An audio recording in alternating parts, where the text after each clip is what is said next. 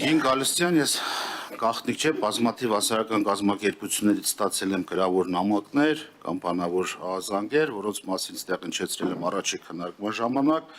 այդպես էլ դուք հնչեցրեցիք կոնկրետ որ հասարակական կազմակերպությունների մասին է խոսքը,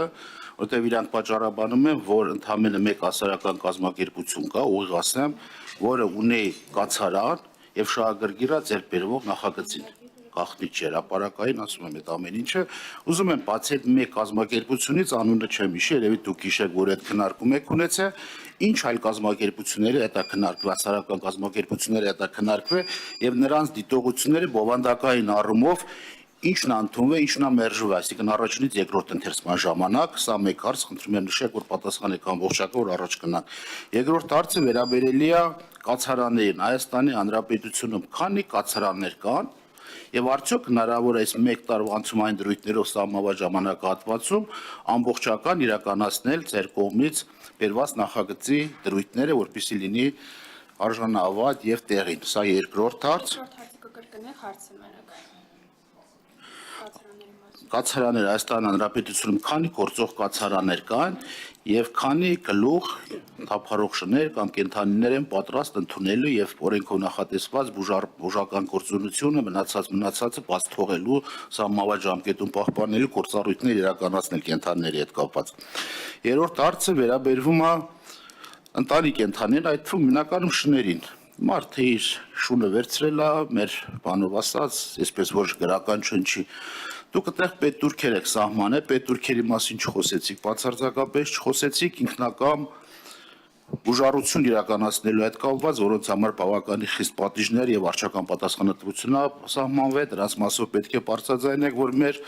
լսողները եւ գյուղացիները կամ ընտանի շուն կենդանի պահողները իմանան, այսինքն նախորդ նախագծում բացեմ, այդևյալ կարգավորում էր, եթե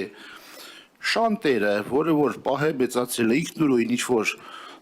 մի պատվաստում անում կամ չգիտեմ սրսկում է իրականացնում, որտեղ չկա անասնաբուժ, գաղտնիք չէ, Հայաստանի Հանրապետության ամենամեծ մասում այդ բանը փակած չի ծավալը, այդ մարդկանց նկատմամբ խիստ պատիժ եք սահմանել, կուզենամ դրանց մասին խոսել, այդ կարգավորումները, քանի որ դուք օրենքը նոր եք բերել, պատշաճ պայմաններ չկա, խստացումներ անմիջապես գալիս է հետևից։ Եվ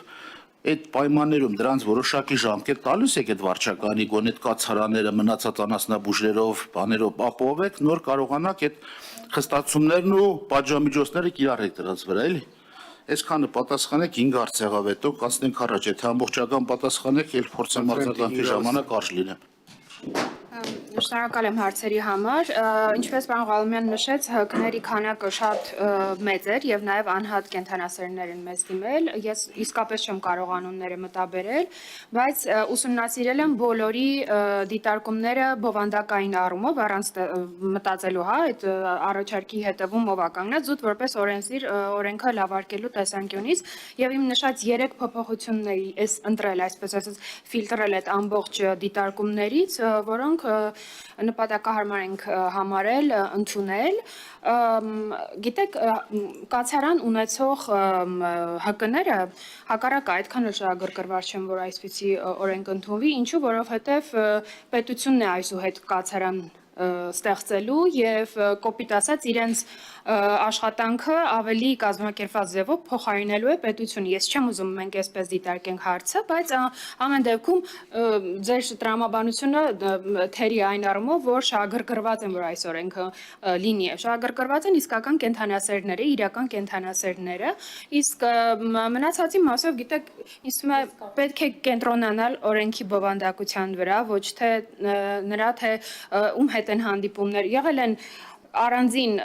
մեկ հասարակական կազմակերպության եւ մեկ փորձագետի հետ հանդիպում, որոնք ինձ դիմել են խնդրանքով, այդ հանդիպումը իրենք են նախաձեռնել եւ եղել է դրան հաջորդող արդեն ավելի մեծ քննարկում, մոտ 4 ժամ տևողությամբ, արդեն շատ ավելի, հա, մոտ 20 հասարակական կազմակերպության կամ ՀԿ-ների ներկայացուցիչներ էին, եղել է քննարկում, հնչել են եւ բացասական եւ դրական կարծիքներ, ես որպես օրենսդիր այդ քննարկումից արել եմ հետեւություններ եւ ուզում եմ նկատի ունենալ, որ պարտադիր չի, որ բոլոր առաջարկները անպայմանորեն ընդունվեն, դա քննարկում է եղել եւ ոչ թե քվեարկություն։ Սա առաջին հարցի առումով, մնացածը համահեղինակ Տիկին Մանավեջյանը պատասխանի։ Տիկին Գալստյան, Եթե թույլ կտակ երկրորդ հարցով ասեմ կացարան։ երկրորդ չէր 5 հարցից ոչ մեկ չպատասխանվեց է։ 5 հարցից առաջինին էի ես Մենակ պատասխանում։ խորհուրդ եք տվել ինձ, երբ եք պատասխանում։ Չէ,